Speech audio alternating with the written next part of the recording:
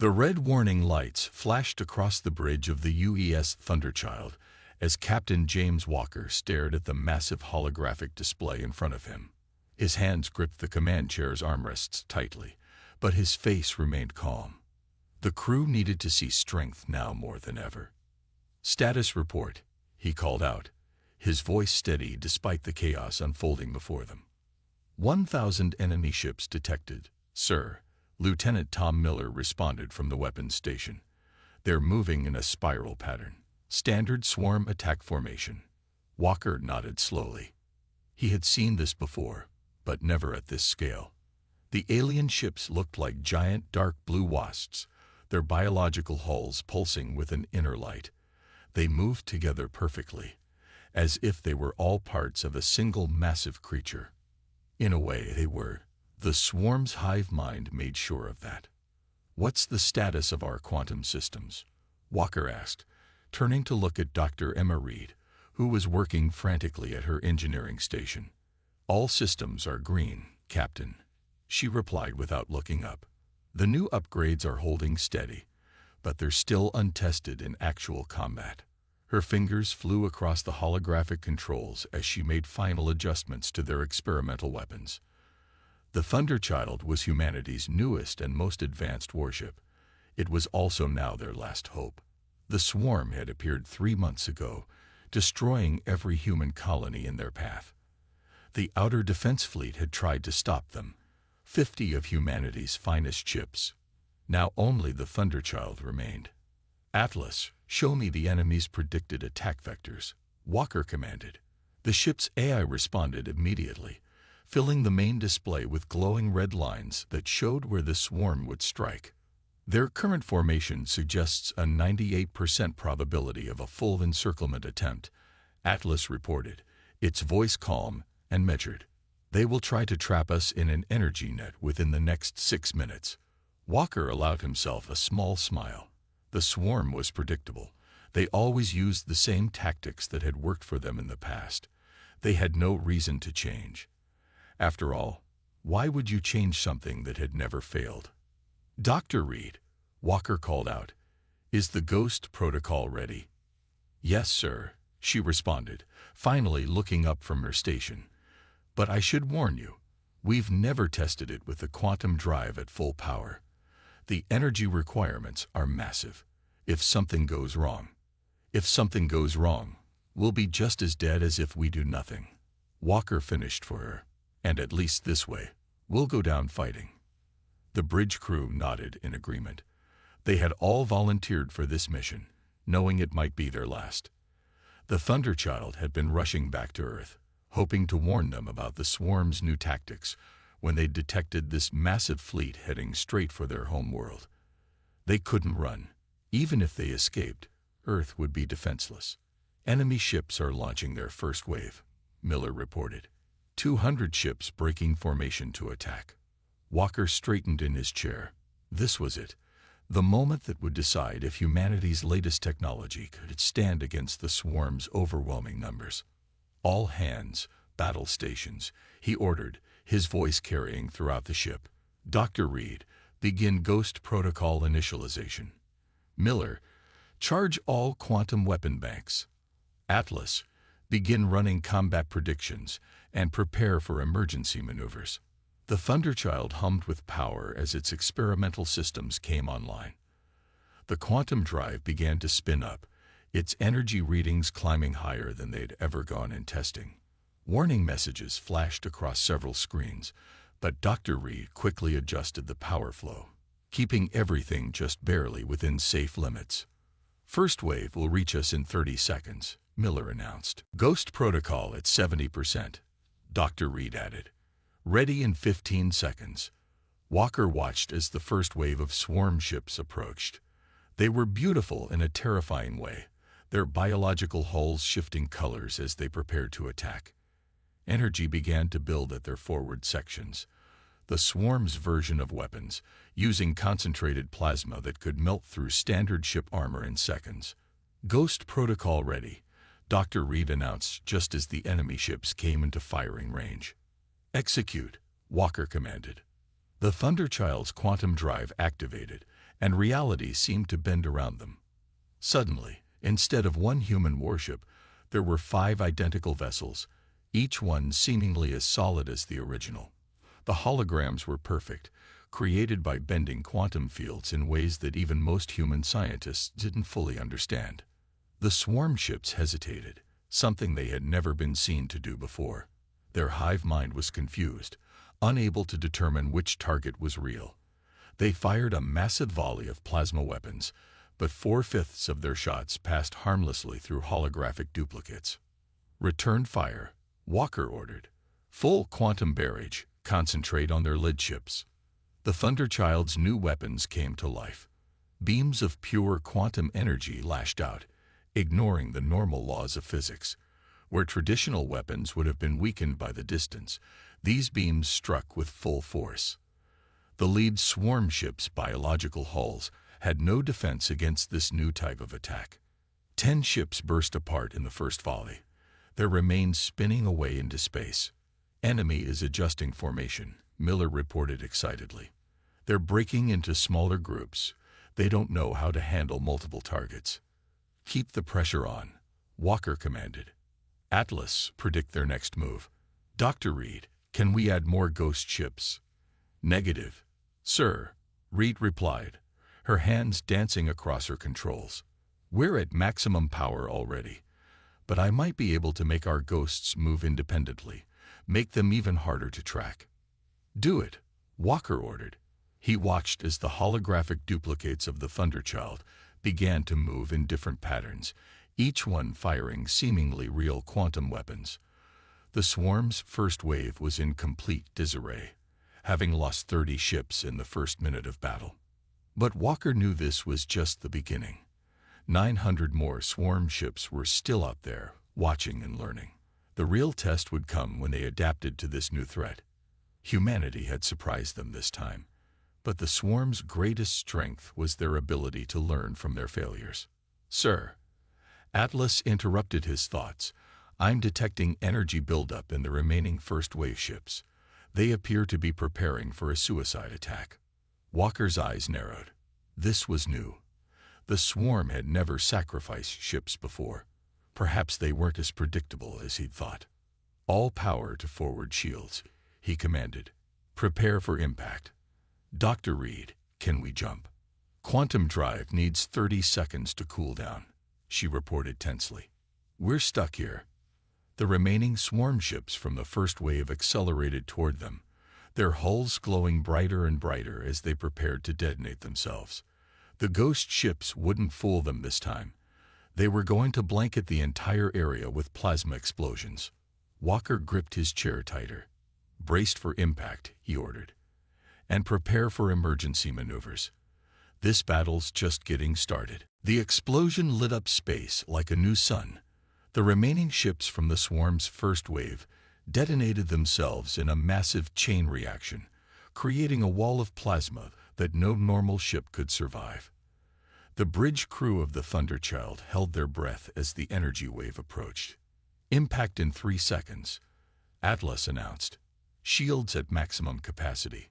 Dr. Reed's hands flew across her control panel.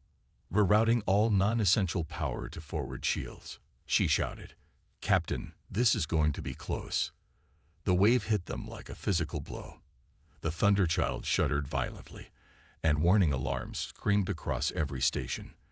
The ghost ships flickered and died as power was diverted to keeping the real ship intact. "Shield status," Walker demanded, holding onto his chair as the ship rocked. "Shields holding at 12%, Reed reported, her voice tight with concentration. "But we've lost the ghost protocol. The quantum projectors are fried. We'll need at least 10 minutes to get them back online." Walker nodded grimly. The swarm's suicide attack had been clever. They'd sacrificed their first wave to disable the Thunderchild's new technology. Now the remaining 900 ships were moving in, their formation shifting like a school of deadly fish.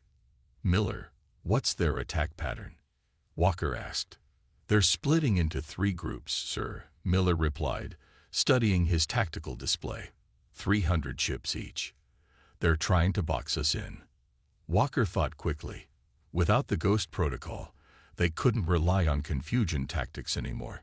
But the Thunderchild had other tricks up its sleeve. "Atlas, show me the energy readings from the enemy ships," he ordered. The main display changed, showing heat and power signatures from the approaching swarm vessels. Walker studied the pattern, looking for something specific. "There," he said, pointing to a cluster of brighter signatures. "Those ships are directing the others. They're relay points for the hive mind." He turned to Dr. Reed. "Can we use that?" Reed's eyes lit up with understanding. "The quantum weapons," she said. "If we can disrupt their neural network." Her fingers began dancing across her controls again. "Captain, I have an idea. But it's risky. We need to get closer to those command ships." "How much closer?" Walker asked. "Point-blank range," Reed replied. "And we'll only get one shot at this." Walker looked at the tactical display again. Getting that close would mean flying straight into the heart of the swarm's formation. It would be like driving into a hurricane made of plasma weapons and alien ships. "Atlas, plot us a course," Walker ordered. "Lieutenant Miller, prepare all remaining weapons. We're going to show them why humans are the most dangerous species in the galaxy." The Thunderchild's engines roared to life, pushing the ship forward into the approaching swarm. The alien ships immediately opened fire, filling space with deadly plasma bolts. "Evasive maneuvers," Walker commanded. "Miller, return fire only on ships directly in our path. Save our energy for the main strike." The massive human warship danced through space, performing maneuvers that should have been impossible for a vessel its size. Atlas controlled their flight path with inhuman precision, finding gaps in the enemy fire that human pilots would have missed. "Hull breaches on decks 3 and 7, Reed reported as a plasma bolt got through their weakened shields. "Emergency containment holding. But we can't take much more of this." They were deep in the swarm formation now, enemy ships all around them. The Thunderchild's point defense systems worked overtime, shooting down suicide attackers and incoming projectiles. The bridge crew worked with practiced efficiency, each person focused entirely on their task. "Dr. Reed," Walker called out, "whatever you're planning, now would be a good time." "Almost ready," she replied, her voice steady despite the chaos around them. "The quantum weapon modifications are at 90%. But sir, this is going to take everything we've got. We'll be running on emergency power afterward." A massive hit rocked the ship, throwing crew members against their restraints. "Shields failing," Miller shouted. "Multiple hull breaches. Now or never, Doctor," Walker said calmly. Reed took a deep breath and pressed the activation sequence. Quantum pulse deploying in 3, 2, 1. The Thunderchild's weapons didn't fire visible beams this time. Instead, the ship released a wave of quantum energy tuned to exactly the same frequency as the swarm's neural network. The effect was immediate and dramatic. The nearest alien ships began to spin out of control, their biological components rejecting commands from their corrupted hive mind. The effect spread outward like ripples in a pond, each affected ship disrupting the neural connection of those around it. "It's working," Miller exclaimed. "Enemy ships are losing coordination. Their attack patterns are breaking down." Walker watched in amazement as the mighty swarm fleet began to fall into chaos. Ships crashed into each other, their perfect formation dissolving into random movement. Some vessels simply shut down, their biological systems unable to handle the conflicting signals. "How long will this last?" Walker asked. "Unknown," Reed replied, her eyes fixed on her readings. "We've never tried to disrupt their neural network before, but they're already trying to adapt. Look." She pointed to a group of ships at the edge of the affected area. They were changing color, their hulls shifting to block the quantum interference. The hive mind was learning, evolving in real time to counter the human attack. "Can we hit them again?" Walker asked. Reed shook her head. "Not for at least an hour. The quantum weapons are completely drained. We're running on auxiliary power only." Walker studied the tactical display.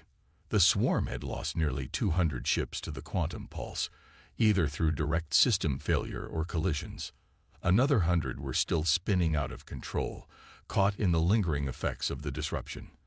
But that left 600 ships still capable of fighting, and they were starting to regroup.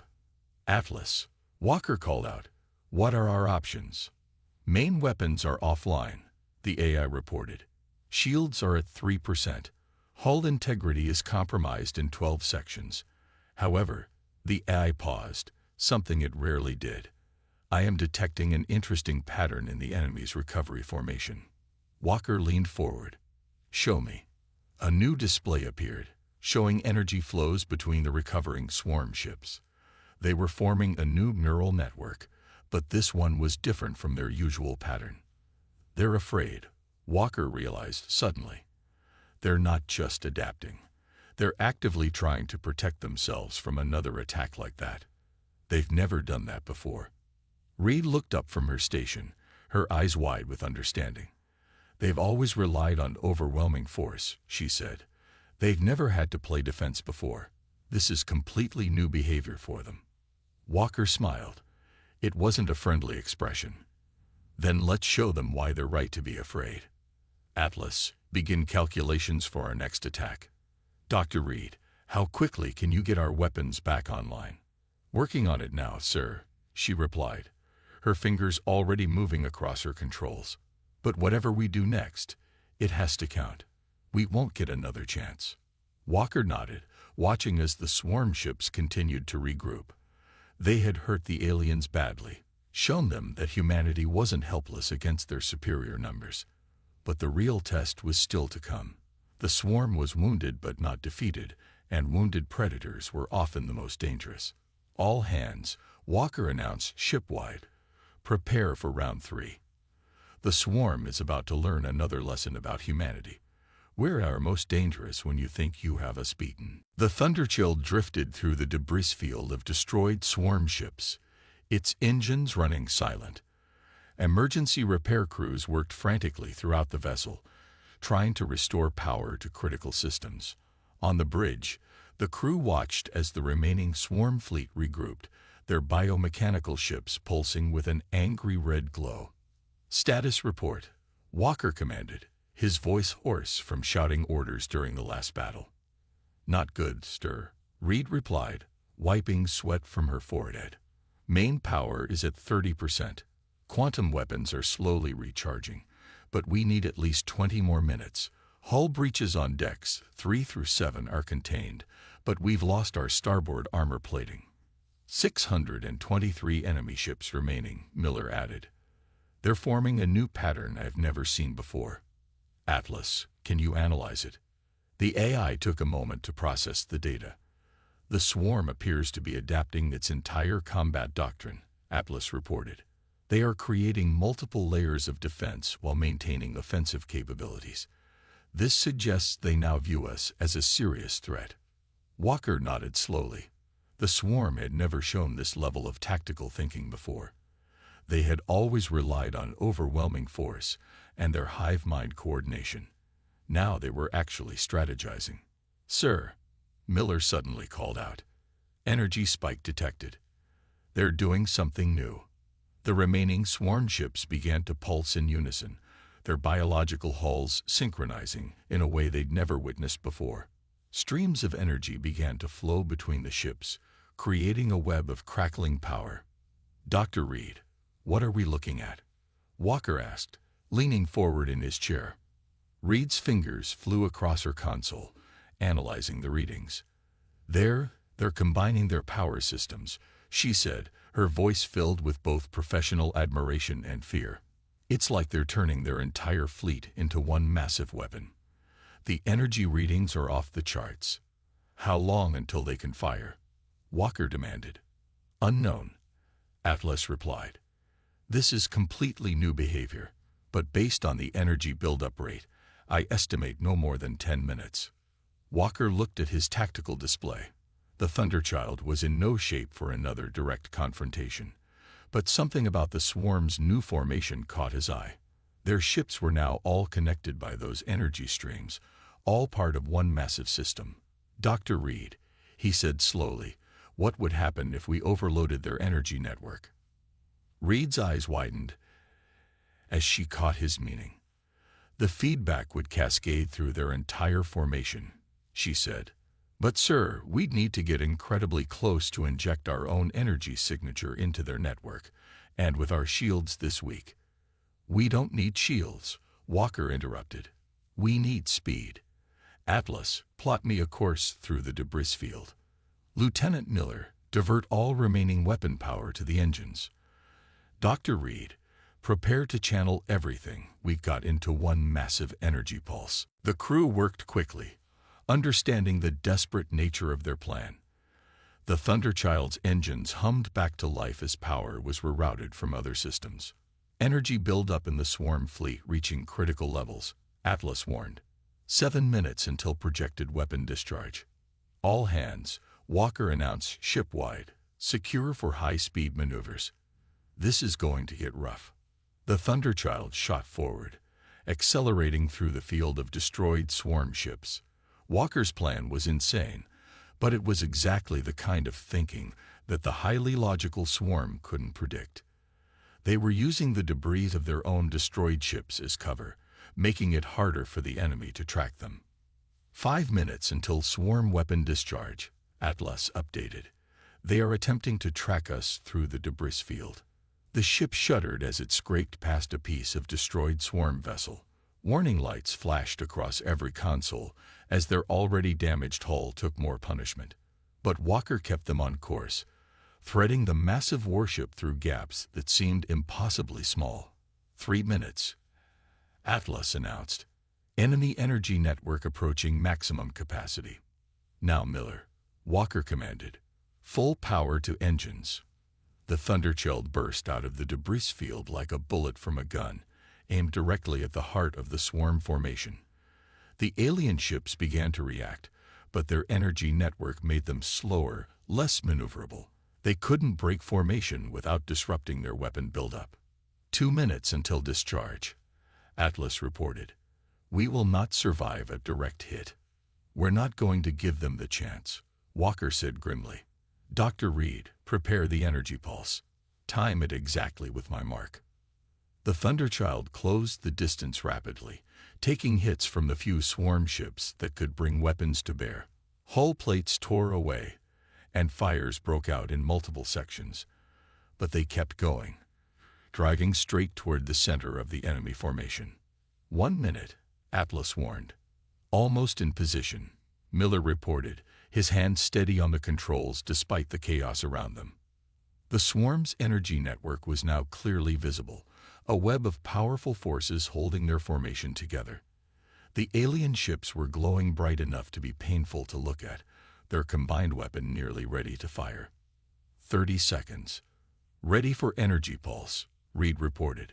Sir, this will burn out everything we have left. We'll be dead in space. Better than dead from their superweapon, Walker replied. Stand by. The Thunderchild plunged into the heart of the swarm formation, close enough to see individual details on the alien ship's hulls. Their massive weapon was about to discharge, the energy reaching critical levels. Now, Walker shouted. Reed slammed her hand down on the activation control. The Thunderchild released every bit of power it had left in one massive burst, not as a weapon, but as raw energy fed directly into the swarm's network. The effect was instantaneous and catastrophic. The energy web between the swarm ships turned from blue to red to white-hot. Their carefully controlled power network became a liability as the overload cascaded from ship to ship. Explosions began to chain through their formation as vessels began to rupture from the inside out. Clear the blast radius, Walker ordered. Emergency thrust. The Thunderchild's engines fired one last time, pushing them away from the disintegrating swarm fleet. Behind them, the chain reaction continued, each exploding ship adding its own energy to the overload, making it even worse for the survivors. Atlas, damage report, Walker called out as they limped away from the destruction. 347 enemy ships destroyed in the chain reaction. The AI reported. 192 severely damaged. Remaining vessels are retreating at maximum speed. There was a pause. Sir, the Thunderchild's power core is completely drained. Life support is on emergency backup only. We have approximately 6 hours of air remaining. Walker looked around at his exhausted bridge crew, then at the main display showing the retreating swarm ships. They had done it. They had not only survived, but had dealt the mighty swarm their first major defeat. The remaining ships were fleeing in terror, their supposedly perfect hive mind thrown into chaos by human ingenuity. Send out a distress signal, he ordered. Let Earth know what happened here. And let them know. He smiled tiredly. Let them know that humanity isn't the easy prey the swarm thought we were. As the emergency beacon began broadcasting their victory, the crew of the Thunderchild allowed themselves to relax slightly. They had 6 hours of air, but Earth ships would surely reach them before then. And they had just changed the course of the war. The swarm would think twice before attacking humans again. In the darkness of space, the Thunderchild floated amid the debris of its enemies, a testament to humanity's resourcefulness and determination. 1 ship against 1,000, and humanity had won. About that, Rogers said, turning to face him fully. Dr. Reed's quantum weapon modifications, the Ghost Protocol, the Energy Pulse tactic, we're already implementing these across the fleet. But more importantly, we're seeing something unprecedented in the swarm's behavior. Walker raised an eyebrow. What do you mean? Rogers pulled out a tablet and showed him a series of tactical displays. The swarm is retreating on all fronts, not just from this sector, everywhere. They're pulling back to their own territory for the first time since we encountered them. And look at this. He zoomed in on an image of a swarm ship. Its normally smooth blue hull was now covered in what looked like armor plating. They're adapting, Walker said, understanding immediately, modifying their ships to defend against our tactics. Exactly, Rogers nodded. But here's the thing. They're not just copying our technology. They're innovating, creating new defenses we've never seen before. Your battle scared them so badly that they're actually evolving their entire species' approach to warfare. Walker thought about this. The swarm had always relied on their hive mind and overwhelming numbers. The idea that they could change, could learn to think individually and creatively, was both fascinating and terrifying. Sir, a young officer interrupted, saluting quickly. We're receiving a transmission.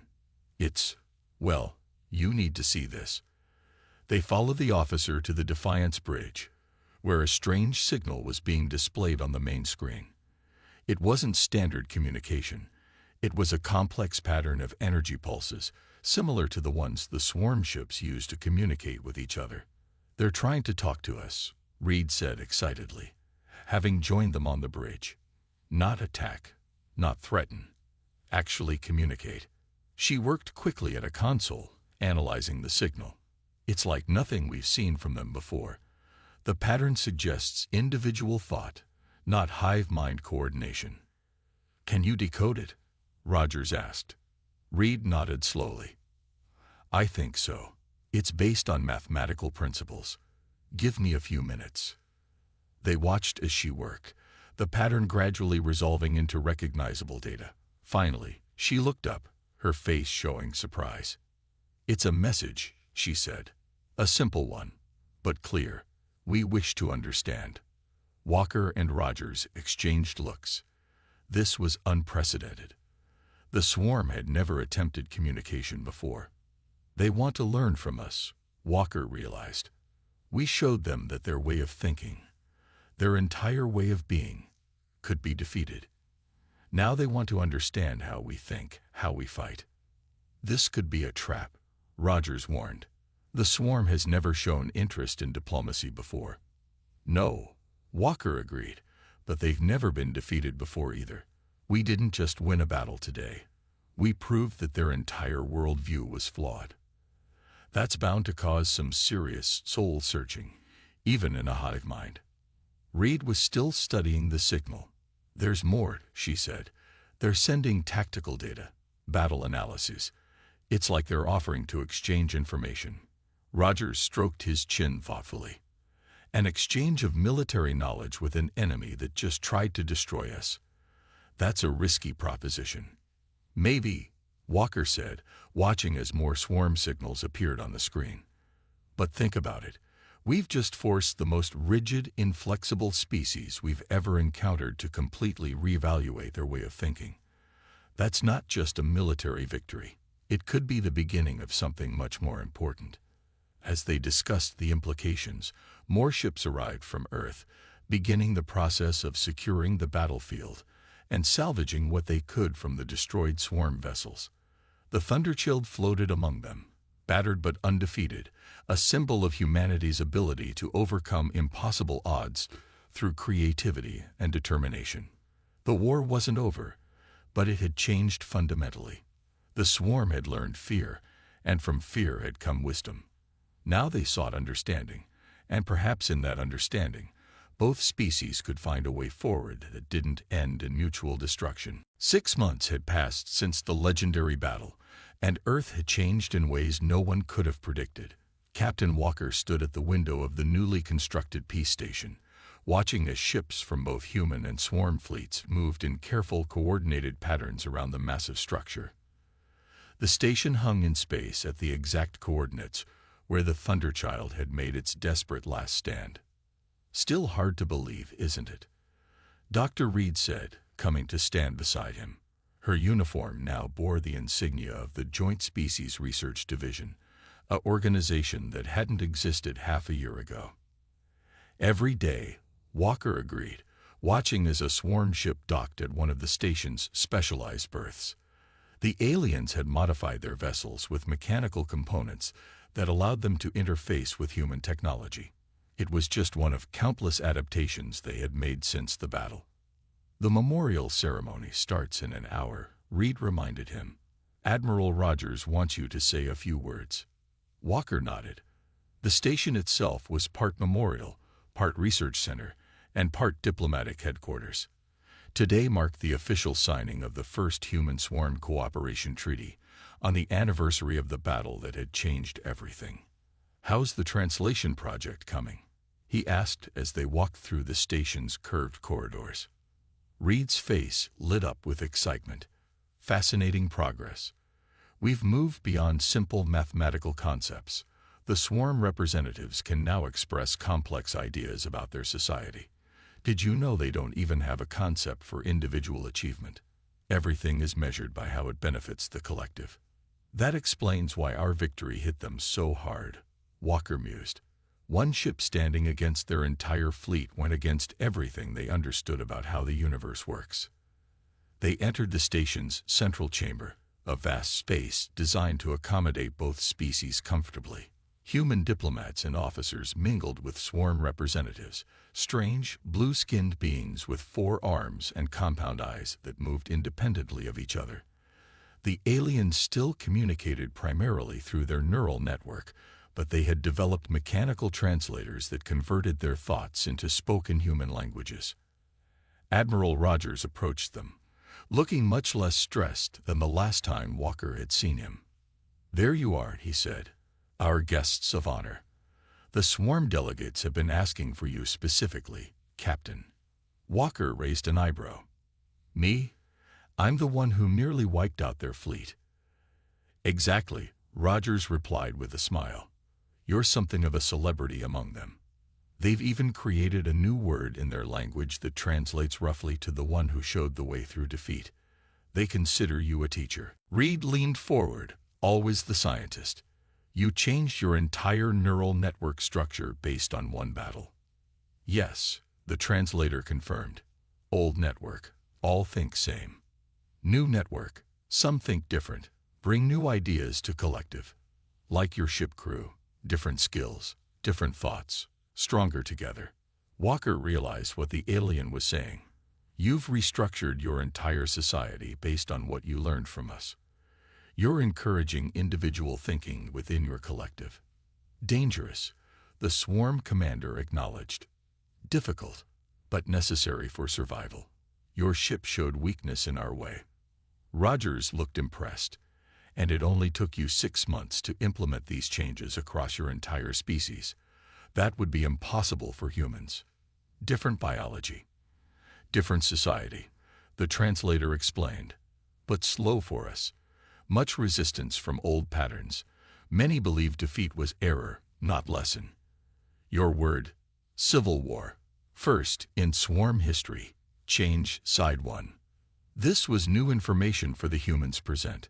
They hadn't realized that the swarm had gone through internal conflict during the months of silence after the battle.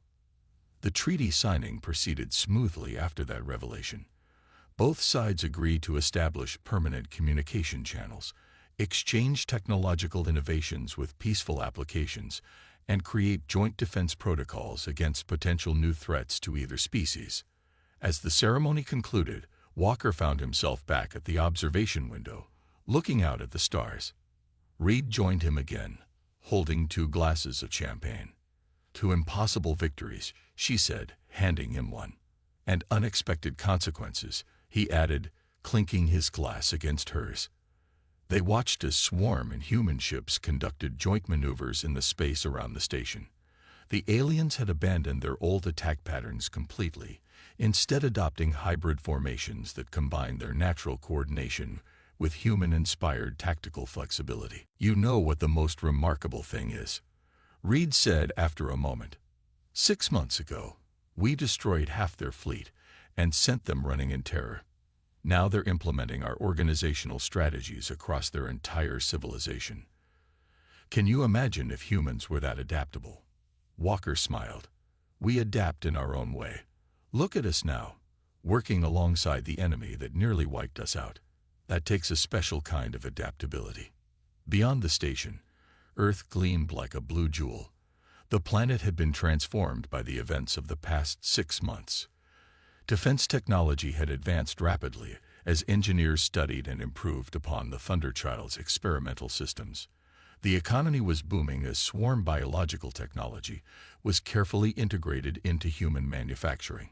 And for the first time in decades, there was a sense of unified purpose among the nations of Earth. The battle had started with mass panic, the swarm fleeing in terror from one human ship's impossible victory. But that panic had transformed into something else entirely. Not surrender, not resentment, but growth. 2 entirely different forms of intelligence learning from each other, becoming stronger through the exchange. The Thunderchild is almost repaired, Reed mentioned. They're turning her into a diplomatic vessel. First mission launches next month. A human swarm expedition to explore beyond both our territories. They want you to command it. Walker looked at her, surprised. Me? I'm a warship captain, not a diplomat. Reed laughed. You're the human who taught the swarm to think differently. I can't think of anyone better qualified to lead us into whatever comes next. As they stood there, watching the stars, Walker thought about how one desperate battle had changed the course of 2 civilizations. Humanity had proven its worth against overwhelming odds, and in doing so, had given an entire alien species a new way of thinking. Not bad for one day's work.